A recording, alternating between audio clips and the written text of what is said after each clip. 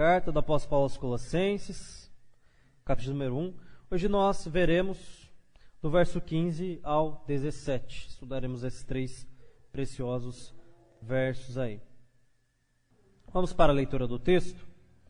Carta do apóstolo Paulo aos Colossenses, capítulo número 1, do verso 15 ao 17, que diz assim: Ele é a imagem do Deus invisível, o primogênito sobre toda a criação, porque nele foram criadas todas as coisas nos céus e na terra, as visíveis e as invisíveis, sejam tronos, sejam dominações, sejam principados, sejam poderes. Tudo foi criado por ele e para ele. Ele existe antes de todas as coisas e nele tudo subsiste. Até aí a leitura da palavra de Deus. Irmãos, continuando aqui então a nossa série de mensagem na carta aos Colossenses, o apóstolo Paulo aqui agora vai combater, mais uma vez, uma segunda heresia dos gnósticos. Lembra da semana retrasada? Os gnósticos, eles não criam em basicamente duas coisas, eles negavam duas doutrinas fundamentais da Escritura. A primeira é sobre a redenção. Eles não criam que Jesus realmente poderia perdoar e redimir os pecados. Era necessário um conhecimento superior que levaria o homem a Deus, a salvação. Mas, tão grave quanto esta heresia, é essa segunda que nós abordaremos hoje, que é a negação da criação de Deus. O tema da nossa mensagem é o esplendor da criação. Os gnósticos, eles criam então que a matéria era má. E tudo que as árvores, matéria, átomo, isso é mal. Eles criam dessa forma. E, portanto, um Deus bom não poderia ter criado o mundo. Então, quem criou o mundo? Os gnósticos diziam que as suas criações, os anjos, por exemplo. Ora, se a matéria é má, se a criação é má, então Jesus não encarnou, eles diziam. Jesus não ressuscitou, pois como ele poderia ser Deus se ele tem um corpo físico?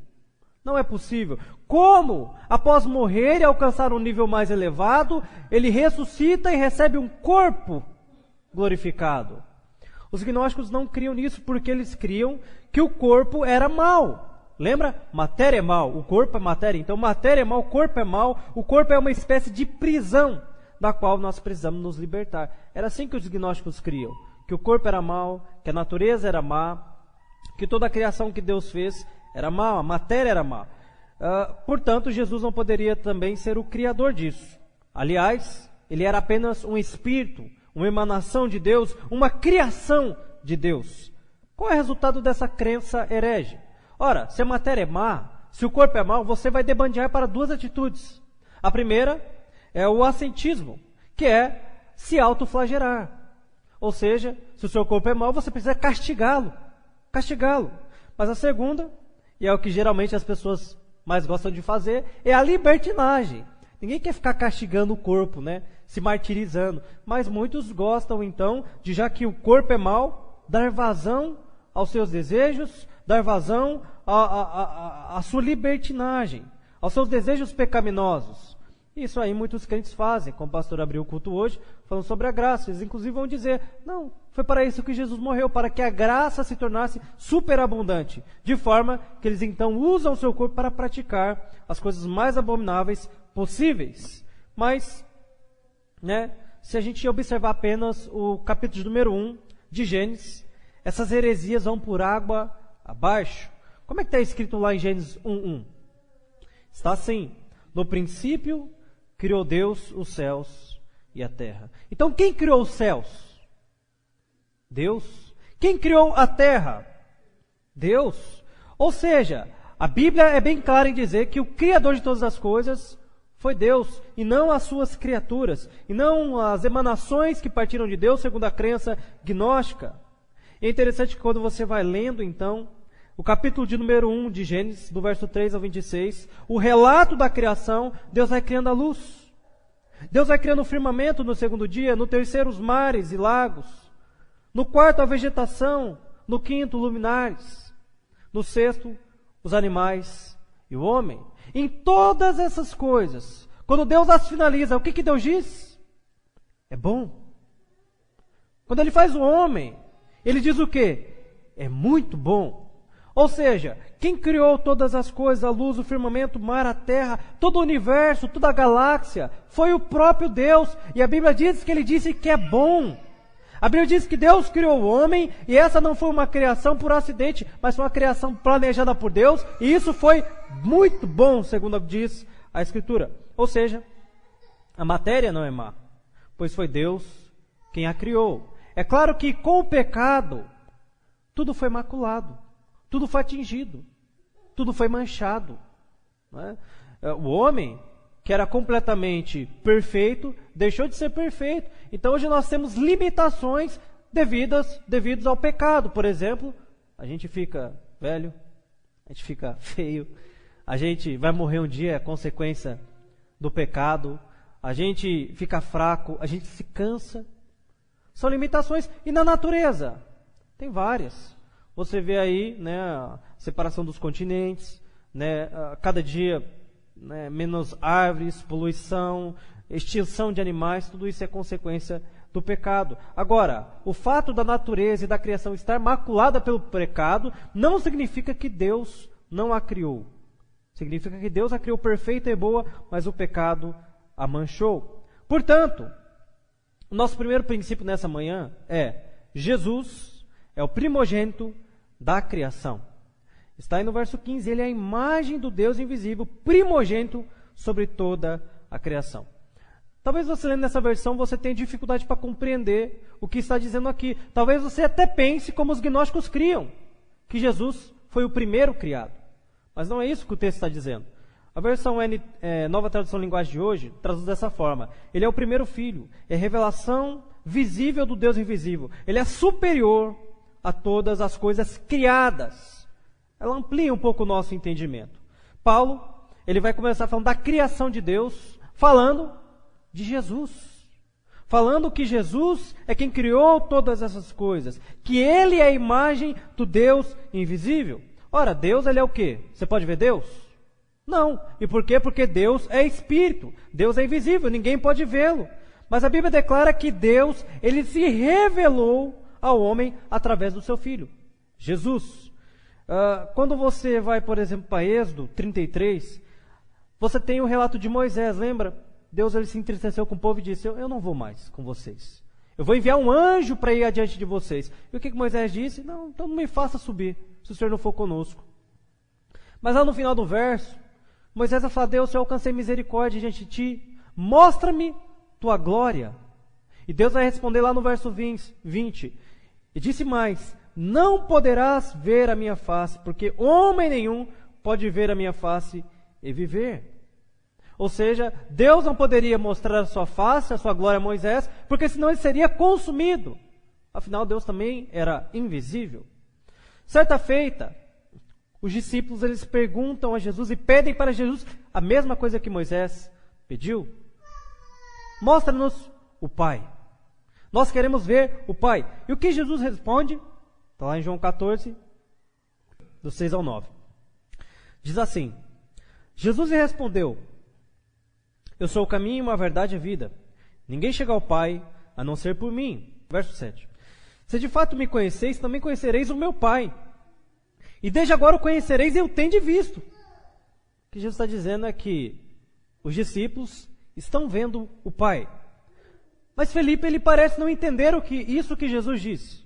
Então olha o que ele fala. Então Felipe lhes disse: Senhor, mostra-nos o Pai, e isso basta. Jesus respondeu: Felipe, há tanto tempo estou convosco que ainda não me conhecestes. Quem vê a mim, vê ao Pai. Como podeis dizer: mostra-nos o Pai? O que Jesus está dizendo é que quem o via a exata expressão de Deus Pai. Ou seja, o Deus invisível se manifestou de forma visível através do seu Filho Jesus Cristo. Certa feita, lembra? Jesus chama Pedro, Tiago e João para subir ao monte, e lá acontece a transfiguração. Jesus se transfigura, Jesus se mostra como realmente é eles. E quem estava em sua companhia? Quem vem ver? Quem vem estar com Jesus? Elias e Moisés. É como se Deus pegasse Moisés e falasse: Moisés, está vendo aquele pedido que você me fez para ver a minha face? naquele momento não era possível. Mas veja, em Jesus, eu, o Deus invisível, me manifestei para que todos possam ver. Isso fica muito claro quando você pega uma questão natural, o pai e o filho. Esses tempos atrás eu fui fazer uma visita e tinha lá a irmã, ela tinha alguns filhos, só que eu já havia feito algumas visitas e não havia visto o pai delas. E eu perguntei, né, como é que parece, né, o pai delas? Elas são mais parecidas com você ou com o pai, né? Como é que é? E ela falou, olha, sabe aquela filha do meio? Eu falei, sei. Eu falei, então, se olhar para ela, é a mesma coisa que você está vendo o pai dela. Eu falei, é mesmo? Eu falei, é. Então tá, aí a gente estava lá e tal, conversa vai, e daqui a pouco o pai dela desceu. Ela estava lá nesse dia, o pai dela. Aí desceu, eu olhei assim e fiquei, meu Deus, é a cara, só que né, de cabelo mais comprido, igualzinho. Você sabe que tem filhos que realmente são muito parecidos com o pai. Você olha para ele fisicamente, ele parece com o pai ou com a mãe. E às vezes até na sua forma de agir, na sua forma de proceder, nas suas atitudes. Ele demonstra quem é o pai. Sabe aquele ditado que o fruto não cai muito longe da árvore? Pois bem, a Bíblia vai dizer em Hebreus 1:3 que Jesus é a exata expressão do seu ser, referindo-se ao Deus Pai. Ou seja, Jesus demonstrou fisicamente, visivelmente, a imagem do Deus invisível. A Bíblia vai continuar dizendo aqui que ele é o primogênito sobre a criação. Se você notar bem aqui, é muito interessante o que está dizendo aqui no verso 15. O primogênito da criação? Da criação? Não. O primogênito sobre, acima da criação.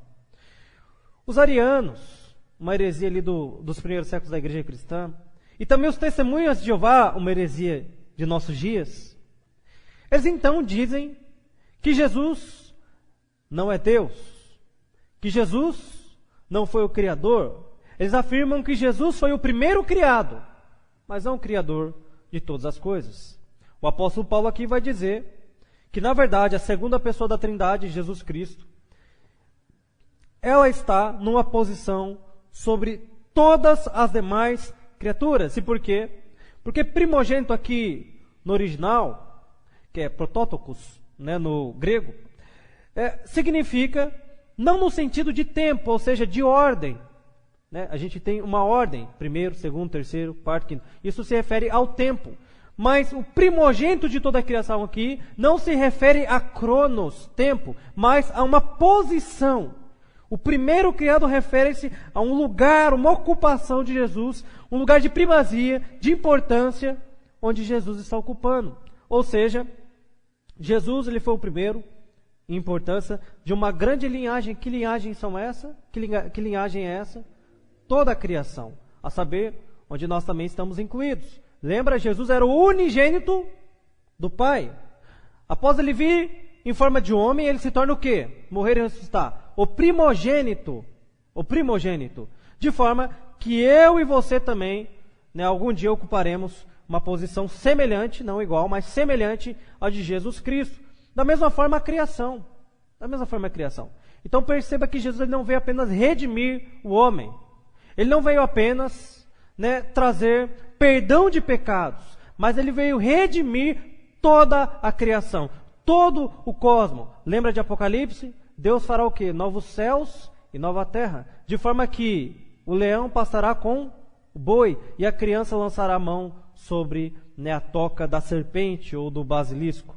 Então veja, Jesus, ele é o Senhor sobre toda a criação e ele veio para redimir toda a criação. Inclusive, para exemplificar isso, o Salmo 89, 27, vai chamar de Davi de primogênito. Davi era o primogênito? Não, não era. A gente sabe que ele era o irmão e o filho mais novo. Mas o Salmo vai dizer o seguinte, Salmo 89, 27, também lhe deu direito de primogenitura, e o tornei mais exaltado dos reis da terra, se referindo a Davi, e é claro, fazendo uma alusão clara ao nosso Senhor Jesus Cristo. Ou seja, está vendo? A Bíblia vai usar aqui a palavra primogênito para destacar a posição de rei, o maior rei da terra que Davi ocupava, a posição maior que ele ocupava ali, dentre todos os reis que surgiram ou iriam surgir. Portanto, Jesus não é um ser criado, isso é uma heresia. Mas ele é o próprio Deus Criador. Ele estava lá no início. Na próxima mensagem eu vou trazer um paralelo do hebraico e do grego, muito interessante, se referindo a Gênesis 1, João 1 e Colossenses, verso 17, onde você vai ver que essa palavra princípio, ela se refere justamente a Jesus Cristo. Jesus Cristo. Portanto, você achar que Jesus ele é uma criação, que ele não é o próprio Deus Criador, isso é uma heresia. Por isso, os testemunhos de Jeová são considerados uma seita. Eles são hereges. Por quê? Porque uma de suas doutrinas combate ou vai em conflito completamente a uma noção clara do que declara a doutrina bíblica. E por que é importante eu compreender isso se nós vamos falar de criação hoje?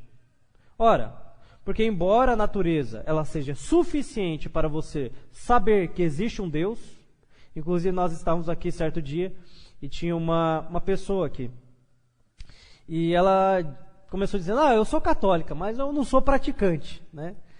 E a gente começou a falar ali, ela falou sobre a sua experiência de Covid, que quase morreu, e certa feita ela citou, sabe, às vezes eu paro assim, olho do nada, acho que é até efeito da Covid, e fico olhando o céu, os ventos, e fico olhando a natureza e falo, isso aqui não pode ser obra do acaso não, isso aqui é obra de um ser superior, de Deus.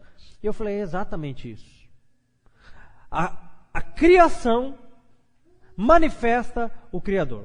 A criação é suficiente para te dar a noção de que isso aqui não é por acaso. Não surgiu do nada. Existe alguém que criou, que planejou tudo isso aqui.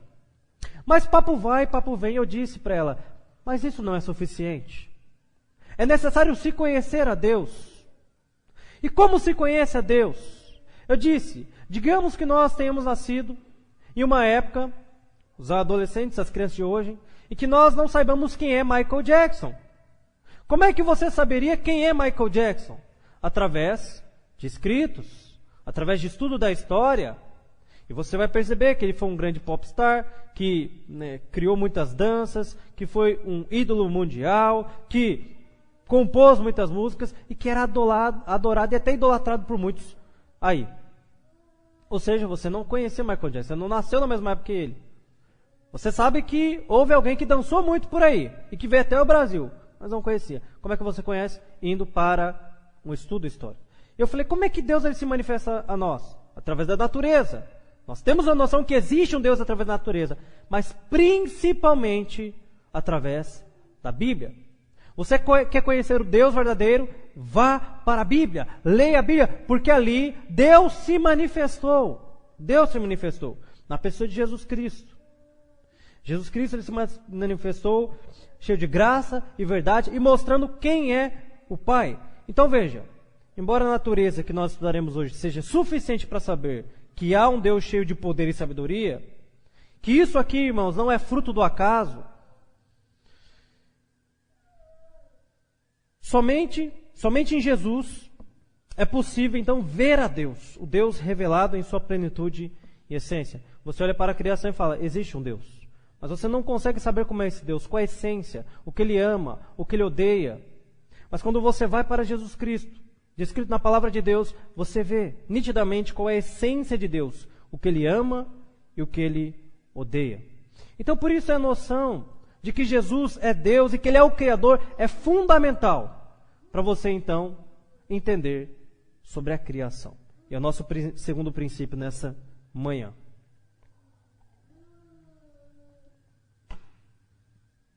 Todas as coisas foram criadas através dele. Porque nele foram criadas todas as coisas nos céus e na terra, as visíveis e as invisíveis, sejam tronos, sejam dominações, sejam principados, sejam poderes. Tudo foi criado por ele e para ele. Irmãos, veja que a criação de Deus vai muito além do que nós podemos ver. Porque Deus não criou apenas céus e terra, mas também o visível e o invisível. O que se refere ao invisível? Anjos. Foi Deus que criou os anjos. Foi Deus, embora uma parte dele tenha se corrompido e caído, foi Deus que criou. São os anjos caídos aí. Mas há muitos anjos, que ainda não caíram, que servem a Deus 24 horas por dia, declarando que Ele é santo. Quem criou esses anjos? Deus, o próprio Deus. Para qual propósito? Para servi-lo. Ou seja, todas as coisas, sejam visíveis ou invisíveis, sejam no céu, na terra, debaixo da terra, acima da terra, foi criado por Jesus. Hoje muitos perguntam, qual é a origem do universo? Como é que tudo veio a existir? O que leva o universo a funcionar harmonicamente? Você já se perguntou isso? Tem muita gente por aí tentando responder. E existem muitas teorias que tentam explicar essas questões, a priori, difíceis de entender. É claro que aqui eu vou focar apenas em 3, mas são muitas, são mais de 10. A primeira é a teoria da evolução natural de Charles Darwin, ou o darwinismo, que é o que seu filho aprende lá na escolinha dele, que é o que seu filho aprende lá na faculdade. E ainda é chamado e taxado de louco por dizer que existe um Criador. Eles ensinam o darwinismo como se fosse uma verdade absoluta. E qual é esse ideal? O darwinismo prega que a vida ela surgiu de forma espontânea. E através de processos químicos de bilhões e bilhões de anos, a vida surgiu e foi evoluindo até chegar ao que temos hoje. Mas será isso verdade? Será que isso realmente pode ser testado e comprovado? Um cientista francês, Louis Pasteur, ele diz o seguinte: vida só pode vir de vida. Ou por acaso, imaginem, você está andando por aí, de repente, um cachorro surge. Ou de repente, um pombo. Você está na sua casa dormindo, de repente uma lhama lá, um cavalo. A gente não vê isso acontecendo. Pelo contrário, a gente vê que vida produz vida. Por exemplo, o homem gera o homem. O animal gera o animal. O vegetal gera o vegetal. As plantas geram as plantas. É assim que funciona. Vida gera vida. Ou seja, não tem como haver vida espontaneamente, surgindo do nada. Quer fazer um teste? Amanhã, vá a uma loja de pet shop, compre um aquário, coloque pedrinhas, enfeite bem, encha de água e deixe lá. E todo santo dia da sua vida, vá verificar se há um peixe ali dentro. Eu posso afirmar que você vai morrer. E aquele aquário vai estar cheio de lodo, podre, aquela água vai está horrível. Mas não vai ter um peixe ali dentro. Não vai ter. E por quê? Porque vida não surge do nada. Não surge nada. Essa teoria, ela tem alguns problemas. O primeiro problema é que a gente hoje não vê coisas surgindo do nada. O segundo problema é que nós não vemos nada evoluindo. Seja do macro ou do micro. Porque a ideia ali é mais do macro, Tipo, o macaco se transformou em um homem. O peixe se transformou em um largato. Ou algo assim. Nós não vemos isso hoje. Ou você, por acaso, um dia tem lá o seu cachorrinho, e no outro dia você acorda e vê lá, está lá um cavalo. Está lá um gato. Meu cachorro se transformou em um gato. Evoluiu. Não existe isso. A gente não vê isso. Aí eles vão dizer o seguinte: mas é que a evolução macro, ela demora bilhões e bilhões de anos. O que, na verdade, a gente pode observar é a evolução micro, que são de pequenas coisas. Afinal, foi através disso que Darwin chegou a essa teoria, a teoria da evolução. Ele foi para a ilha de Galápagos e observou tartarugas e tentilhões, que são pássaros. Ele viu que esses pássaros eles tinham diferentes formatos em seu bico e tal. Ele disse, evolução. Só que existe uma diferença muito grande entre evoluir, que é mudar as suas características para outra, e adaptar-se. A adaptação, isso acontece. Você está lá no Rio Grande do Sul, aí você muda para o Tocantins, que é super quente. Você vai sofrer, mas você consegue se adaptar àquele clima. Nós conseguimos fazer disso. Agora, isso é evolução? Às vezes você pode ficar até mais moreninho. Você evoluiu, o seu tom de marrom mudou? Não, você apenas se adaptou àquele ambiente que é mais quente. E que por causa de ser mais quente, você vai ficar mais moreninho. Ou seja, o homem ou o animal, ele tem a capacidade de se adaptar ao ambiente que vivem. Há lugares na África onde a girafa ela tem um pescoço maior, e há lugares que ela tem um pescoço menor. E por quê? A explicação é muito simples. Há lugares que a árvore é maior. Então, desde criancinha, bebezinho, desde filhote, ela vai aprendendo a se desenvolver para pegar aquela folha que está mais alta. Já aquela girafa que tem uma facilidade, o seu pescoço se desenvolve ainda menos. Você tem o exemplo do cão pet, que você cria lá na sua casa, um companheiro, né, para todos os momentos e bagunças. Né? Tem gente que enxerga o cão pet até como se fosse, né, uma espécie de filho mesmo, né? Um absurdo. Mas você tem também o cão selvagem, que é totalmente diferente do cão pet. Por que o cão selvagem é daquela forma? É simples. Ele tem que se adaptar ao ambiente que ele vive. Lá na sua casa você dá comidinha no horário, você dá aguinha. Seu cachorro fica super dócil, super manso e tal.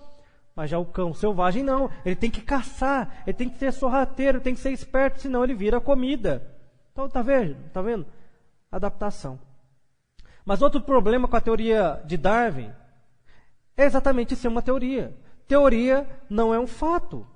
Não é um fato, é apenas uma especulação. Logo, não poderia ser ensinado como uma verdade absoluta na escola ou na universidade. No livro A Origem das Espécies, de Charles Darwin, que ele lançou em 1959 em Londres, ele vai usar mais de 800 vezes a palavra suponhamos. Peraí, se eu tenho que supor, é porque aquilo não é real, não é um fato. Suponhamos que eu tenho uma Ferrari. Suponhamos que eu tenho uma casa na praia. Suponhamos que eu tenha muito dinheiro. Eu ajudaria os irmãos. Isso é uma verdade? Não, é só uma suposição, é só uma ideia, é só uma especulação. Ainda que eu falasse a língua dos homens, dos anjos e dos homens, suponhamos que eu falasse a língua dos homens e dos anjos, se não tivesse amor, nada seria. O apóstolo Paulo, ele fala a língua dos homens, todas as línguas dos homens e todas as línguas, ou toda a língua do anjo? Não, ele está fazendo uma suposição. Então veja, mais de 800 vezes a palavra suponhamos aparece no livro A Origem das Espécies. E Darwin, a teoria de Darwin não passa então de uma mera suposição que nunca foi capaz de ser reproduzida em laboratório. Você sabe que para uma coisa ser real, ela ser um fato, ela tem que ter a capacidade de ser reproduzida em laboratório. Nunca um animal conseguiu evoluir em um laboratório. Tem lá a ovelhinha Dolly. Você gosta de tomar refrigerante Dolly? Tem lá a ovelhinha Dolly, que até conseguiram, entre aspas, ser clonada. Aí eles disseram, criamos um animal. Peraí, mas você matou 2 para criar um? Isso não é criação, isso me parece muito criação, né? A gente for por esse rumo aí, vai causar extinção. Isso sim. Que sobreviveu parece que algumas semanas, e mais algumas outras coisas, experiências que não deu certo, mas que não surgiu do nada. Foi a partir de outro genoma, de outra molécula, de outra célula, etc. Então veja, a teoria darwinista, ela é falsa porque não passa disso, de uma teoria, de uma especulação para tentar explicar a origem do universo. Irmãos, eu prefiro ficar com a boa e velha fé cristã, que para mim parece ter muito mais lógica. Se você analisar sem a luz da Escritura, você pensando, só usando o seu raciocínio, você vai chegar à conclusão de que forma complexa, que vida organizada não pode surgir do nada. Não pode evoluir sozinho. O seu cão, o Léo, ele adestra cão, né, Léo? Adestrador, muitas habilidades. Mas como é que é o cão? Para ele ter certo tipo de comportamento, você tem que adestrá-lo. Senão ele não vai ter. Você ensinar ele a fazer o pipi em um lugar, o cocôzinho em outro lugar ali, não fazer dentro de casa, melar tudo. Tem que ser adestrado. Tem que ser adestrado. Como? Como que vida surgiria extremamente complexa, inteligente, como somos nós, o ser humano é, do nada. Você tem um cachorro, para ele ter certo tipo de comportamento, você tem que ensinar ele. Quem nos ensinou? Quem colocou inteligência, habilidade? Não tem como. Foi o próprio Deus. É muito mais lógico pensar dessa forma. Como eu disse, mas isso é ensinado de forma absoluta nas escolas. Lá eles não citam nem criação. Não há essa possibilidade de um designer inteligente que seja alguém superior que hoje ou não. É criação, engula. E aqui, uma segunda teoria que existe aí, que muitos crentes aderem. Às vezes eles podem até falar, não, darwinismo é uma desgraça mesmo, isso aí não é. Mas eles vão tentar então, tentar conciliar a fé cristã ou o cristianismo com o evolucionismo de Darwin. Francis Collins, diretor do projeto Genoma, onde escreveu também um livro chamado A Linguagem de Deus, ele tenta fazer isso. Como? Negando a historicidade de Gênesis 1 e 2, dizendo que aquilo é figurado, que na verdade o primeiro dia são milhões e bilhões e milhões de anos, o segundo dia também, mas isso é negar algo fundamental da palavra de Deus, que está escrito lá em 2 Timóteo 3,16, que toda a escritura é inspirada por Deus, toda, Gênesis, Apocalipse, não há nada ali que não é inspirado por Deus. Gênesis, ele não é figurado como muitos pensam, que houve um período entre um dia e outro. Não, é literal. Assim como o dilúvio foi literal e inundou toda a terra. É literal. Mas é claro que quando você flerta, você quer conciliar uma ideia, né, evolucionista, darwinista ou até mesmo científica com o cristianismo, vai dar ruim. Você vai ter que negar algumas coisas que existem e que são claras na palavra de Deus. Moisés não era um ignorante, irmãos. Moisés escreveu Gênesis. Pelo contrário, ele foi criado e versado em toda a cultura egípcia melhor da época. Ele não era um ignorante. Ele não era o Joãozinho da esquina que não teve a oportunidade de estudar. Não. Ele era alguém muito inteligente. Era alguém versado em toda a cultura daquela época. Ele não estaria aqui delirando, inventando uma história para boi dormir, para apenas motivar o povo de Israel sobre as suas origens, mas ele está dizendo aqui o que de fato, se você for estudar, né, ali, de fato ele poderia ter ouvido até de uns descendentes primários de Adão. De Adão. Então veja, o que Moisés está fazendo aqui é fazendo um relato fidedigno da criação e da origem do universo. Mas o evolucionismo teísta diz que é possível conciliar Gênesis 1 e 2 com a teoria de Darwin. É impossível. Ou você vai ter que negar a teoria de Darwin ou a escritura. O que eles tentam fazer, na verdade, é o que nós chamamos de liberalismo ou relativismo. E é assim que grandes heresias surgem. E se você for estudar a fundo o evolucionismo teísta, você pode até se sentir seduzido a isso. E por quê? Porque você não quer ser chamado de idiota pelos outros, né? Então você fala, eu tenho a minha fé, mas a minha fé está conciliada ali com a evolução. Mas, irmão, não tem como conciliar uma coisa com a outra. Ou Deus criou, ou você acredita que evoluiu. Se você acredita que evoluiu, você não acredita na Bíblia. A conta, a matemática, é muito simples. É muito simples. Eu vi um rapaz aí até famoso, né, na internet. Alguém fez uma pergunta para ele mais ou menos assim, sobre a criação, sobre o tempo, 7 dias ou milênios. E ele respondeu assim, eu estou com a ciência. Né, não é um assunto que eu não me interesso, não é um assunto que eu tenho muita aptidão, então eu estou com a ciência. Sabe o que ele está dizendo quando ele diz que está com a ciência? Que ele não está com a Bíblia. Porque veja, a ciência ela nega que há um Criador, ou seja, nega o próprio Jesus Cristo. Ora, se evoluiu de vários bilhões de anos, não foi necessário um Criador. Se é evolução, não é criação. Então ele disse isso é um erro brutal. É um erro brutal. Mas a terceira e última teoria para abordarmos aqui, não ficar tão longo, teoria do Big Bang. Ora, quando muitos dos crentes não são seduzidos pelo darwinismo, são seduzidos pelo Big Bang. Essa teoria ela surgiu em 1948, recente, 1948, por George Gamow e George Lemaître.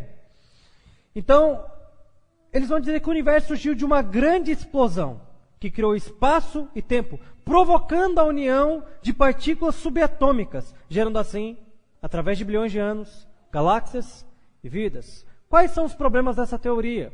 Mais uma vez, teoria. Isso não pode ser reproduzido em laboratório, porque é um desastre. É um desastre. E por quê? Porque o caos é incapaz de gerar ordem.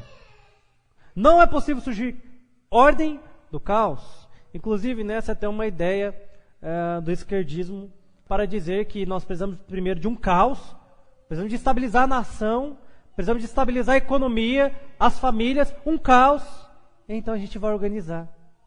Enfim, esse é o meu tema hoje, mas essa ideia não existe.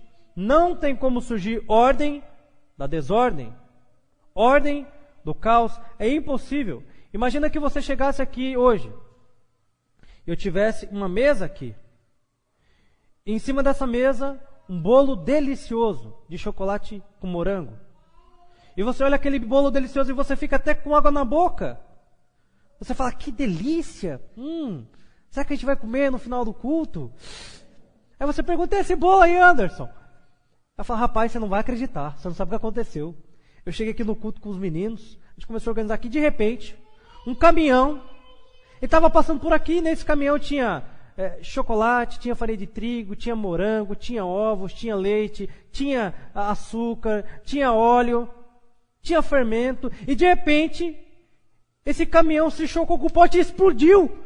E no momento que ele explodiu, a farinha se misturou com leite, depois com trigo e com açúcar, e com o chocolate, e com morango, e de repente quando eu vi, estava esse bolo aqui, foi fruto daquela explosão. O que você ia dizer a meu respeito? Ia querer me internar, né? Eu falava, mano, você tá louco, né? Mas é exatamente isso que eles dizem a respeito do universo. Que explodiu, e de repente, ordem, vida organizada, vida complexa. Tem lógica isso? Não tem. Imagine que você chegasse lá na casa do Davi. O Davi, ele desenha, ele faz caricaturas, é muito bom nisso. E aí está lá um quadro, uma pintura. E você diz, poxa Davi, que legal essa pintura aí. Como é que você fez? Não, rapaz, eu não fiz não. Eu, na verdade, amarrei uns lápis assim, peguei umas tintas, uma bombinha, e acendi tudo e pum! Explodiu, quando explodiu estava lá, essa obra-prima, essa pintura, essa caricatura. Tem lógica isso? Imagina, você vai pensar, se você não pensar que ele é louco, você vai pensar que ele é mentiroso. De duas uma. Mas então, a ciência pega a teoria do Big Bang e fala, tá aí, fato científico. Teoria científica, olha que maravilhoso. Irmãos, desde quando o caos gerou ordem? Ou explosão, vida? É impossível. A vida na Terra é extremamente complexa, organizada. O Sol, se o Sol fosse um pouco mais perto, sabe o que ia acontecer com você? Se a Terra fosse um pouquinho mais perto do Sol, você vira churrasquinho, como o pastor diz, ia fritar igual linguiça, né? Agora, se fosse um pouco mais longe, era glacial, ia congelar. A Lua, que controla as marés, se fosse um pouco mais longe, maremoto todo dia. Se fosse um pouco mais perto, impossível de haver vida. Está vendo? Todas as coisas extremamente organizadas no devido lugar. Quem pôs ali? Qual é a chance de eu pegar essas cadeiras e jogar para alto e elas caírem organizadas? Nenhuma. Se você chega aqui e as coisas estão organizadas, é porque alguém organizou no seu devido lugar. Então não tem como uma explosão ter organizado tudo. Certa vez eu estava estudando sobre o corpo humano, e os olhos possuem centenas de milhares de células refletoras para a gente ter essa imagem que nós temos hoje. As melhores câmeras não conseguem reproduzir o que os nossos olhos veem. Certa vez tentaram reproduzir as sensações que o nariz ele capta. E o resultado dessa experiência foi um cômodo um pouco menor que esse aqui, cheio de equipamentos, que não conseguia detectar todos os cheiros. O DNA, você já pregou aqui uma vez, o nosso DNA tem uma informação absurda em cada célula. Absurda. Só nosso DNA, nossa fita onde são ali anotadas as informações, elas dariam a volta ao mundo. Tudo isso em um ser humano. Como isso pode ter sido criação do acaso? Não tem como. E o interessante é que tudo funciona de forma harmônica. Nós temos hoje o que a ciência chama de as leis da natureza, pela qual o universo é regido. Imagine o seguinte, eu tenho aqui um carro. E se eu virar o meu carro para a esquerda, para qual rumo ele vai? Para a esquerda. Há uma lei ali. Há uma lei. Agora, a partir daquela lei, criou-se um mecanismo, o volante, para girar para a esquerda. Mas por trás daquele mecanismo, há uma lei que rege aquela força ali. A mesma coisa com o universo. Você tem, por exemplo, a lei da gravidade. O que é a lei da gravidade? Nada mais é de que nós estarmos sendo o tempo todo puxados para o núcleo da Terra. Sabe por que você não cai? Por causa da gravidade. Você fala, poxa, mas como cai? A Terra parece estar parada. Você que pensa. A Terra, nesse exato momento, está girando a 166 quilômetros por hora. Sabe o que significaria? Que eu e você estaríamos assim, ó, girando, se não fosse a lei da gravidade, descoberta inclusive por Isaac Newton, que cria um Criador. Que cria um Criador. Ou seja, embora Isaac Newton tenha descobrido a lei da gravidade, ela sempre esteve ali. Quem colocou a lei? Quem colocou a ordem? O acaso? Não, não foi o acaso. O fato de existirem leis que regem o universo remete que tudo que existe foi planejado e criado por alguém. Imagine que você vá a Ubatuba, numa praia, e você encontre um relógio lá. Digamos que não exista relógio, mas você encontra lá um relógio. E você pega aquele relógio, você o abre, e você vê que há ponteiros ali, e eles giram, e você abre a parte de trás e vê que há um sistema complexo de engrenagens ali girando que fazem com que o ponteiro se mova de forma que aquilo ali não foi algo que o mar criou. Você vai olhar para aquele relógio e falar, não é possível que esse mar tenha criado. Isso aqui surgiu de alguma coisa, eu não sei muito bem o que é isso aqui. Eu não sei o que é isso aqui, mas eu sei que isso não pode ter vindo do mar. Alguém perdeu, alguém deixou, alguém fez isso aqui. É a mesma coisa com o mundo, com o universo. Tudo é extremamente colocado no seu devido lugar. Cada engrenagem posicionada corretamente para que tudo funcione de forma harmônica. Isso não pode ser obra do acaso. Isso não pode ser fruto de uma explosão. Há quem diga, né? Você acredita em Big Bang? Só de uma forma. Eu disse Big, então Bang. Só dessa forma. Só dessa forma. Inclusive Platão, ele vai dizer o seguinte: o universo sendo regido pelas leis encontradas na natureza, principalmente as que na época eram conhecidas pela geometria, havia sido criada por um criador de acordo com um plano racional. Ou seja, há uma mente inteligente por trás disso. Por trás de toda a criação. Por trás de qualquer coisa há uma mente inteligente. E Platão estava correto. Existe um Criador e ele se chama Jesus Cristo. Não é à toa que o mar se submete a ele, lembra? O mar estava agitado. Então ele manda o mar se acalmar. E o que acontece com o mar? Se sujeita, se acalma. Certa feita ele precisava ir a um lugar com seus discípulos. Nessa mesma ocasião. Mas não havia barco. Então, sendo ele o Criador de todas as coisas, ele vai andando sobre as águas. E por quê? Porque Cristo, sendo ele o primogênito superior, uma posição elevada à criação, ele não está sujeito às leis da natureza. E por quê? Porque ele a criou. Ele sabe como funciona. É por isso que Jesus diz à doença: desapareça, seja curada, seja purificado. E assim acontece. E porque foi ele que nos criou, ele conhece cada mínimo detalhe do nosso corpo. Nosso corpo. É por isso que Jesus diz, né, a um demônio: saia! E ele se submete. Por quê? Porque todas as coisas estão sujeitas a Jesus. A Jesus. Ou seja, como diz João 1 do verso 1 ao 3, no princípio era o Verbo, e o Verbo estava com Deus, e o Verbo era Deus. Ele estava no princípio com Deus.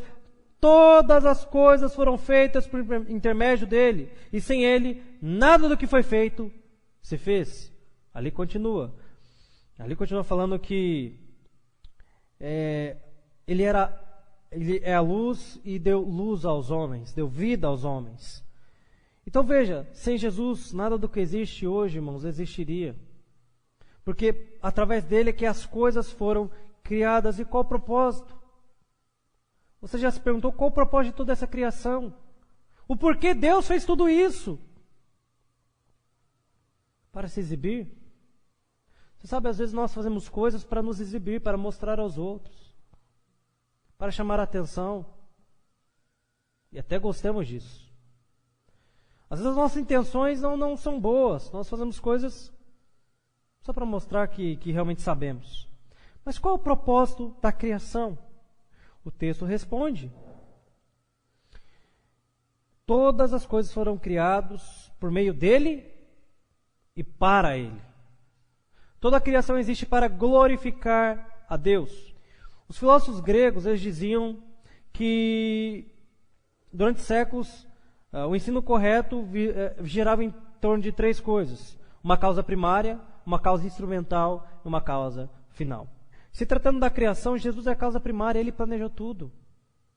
Ele planejou tudo. Se tratando de causa instrumental, foi ele que realizou, ele mesmo fez. Ele foi o arquiteto, o engenheiro e também o construtor. E qual é a causa final?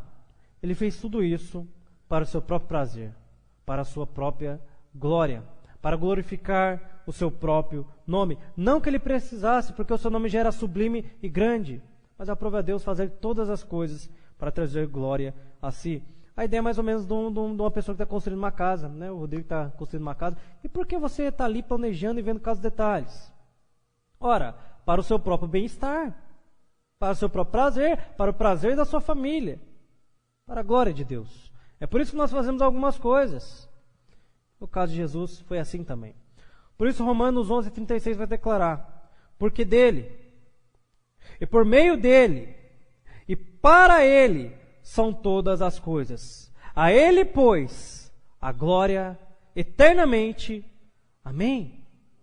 Tudo que existe, irmãos, nós, tudo que temos, é para glorificar a Deus. A criação, ela glorifica ao Senhor, ela exalta ao Deus, ela demonstra que existe um Criador. O homem às vezes não quer se submeter a Deus e dizer: existe um Criador, existe uma mente inteligente por trás que planejou, executou e fez tudo isso aqui. Mas até a criação, ela reconhece e ela exala que existe um Criador. Terceiro e último princípio para encerrarmos.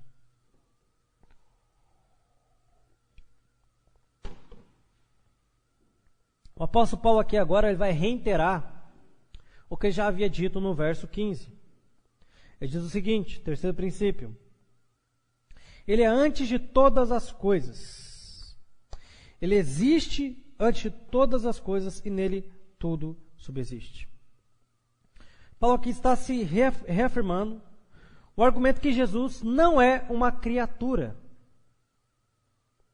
Como os testemunhos de Jeová creem até hoje. Mas que ele é o Criador de todas as coisas e é por causa dele que tudo existe. Imagine o seguinte: eu tenho uma filha. Seria impossível a Sofia nascer, se não por intermédio meu e da Maline. Concorda? É por causa, em razão de eu e a Maline existirmos, que a Sofia existe. Correto? Ora, a razão de tudo existir, as visíveis e invisíveis, o céu e a terra, é apenas por um fator. Porque Cristo, Jesus, existe. Sem Ele, nada do que foi feito poderia se fazer. E por quê? Aquele argumento: vida não surge do acaso, do nada. Lembra Gênesis 1? Se a gente voltar para a primeira página aqui, vai estar escrito dessa seguinte forma: no princípio, Deus criou os céus e a terra, porém, estava sem forma e vazia, e havia trevas sobre a face do abismo. Então disse Deus: que haja luz, e houve luz. Como é que estava a terra no princípio? Sem forma, vazia. Então disse Deus: que haja luz, e houve luz. Ou seja, sem Ele, nada do que existe hoje existiria. Portanto, irmãos, para concluir, devemos render a Ele toda a glória. Isso nos coloca em uma posição de nos humilharmos, de conhecermos que nós somos pequenos. Uma vez alguém estava conversando comigo e eu disse: você quer saber o quão pequeno você é? O quão miserável? O quão frágil você é? Estude apenas um pouquinho sobre o universo, para você perceber que nós somos um pinguinho, ainda que pareça tão grande. A Terra, o planeta Terra, é um pinguinho nas galáxias, nas mais diversas galáxias que existem. E nós, se a Terra é um pinguinho, o que eu e você somos? Nada. Às vezes nós até nos ensoberbecemos, nos achamos melhores que Deus e queremos tomar decisões que julgamos ser melhores que Deus. Mas eu pergunto, quem fez a criatura não sabe como ela funciona? Quem criou todo o universo não sabe como ele funciona? É por isso que você devemos nos submeter a Deus, pois Ele criou essa esplêndida obra, o sol, a lua, o céu, a terra, os mares, os oceanos, você e eu. Ele é poderoso. E por isso que a cada dia que você se sentir um pouquinho prepotente, ou se achar demais, lembre-se, Deus é grande. Ele criou todas as coisas. Eu e você somos pequenos. E por isso é um privilégio podemos servir a esse Deus maravilhoso. Amém?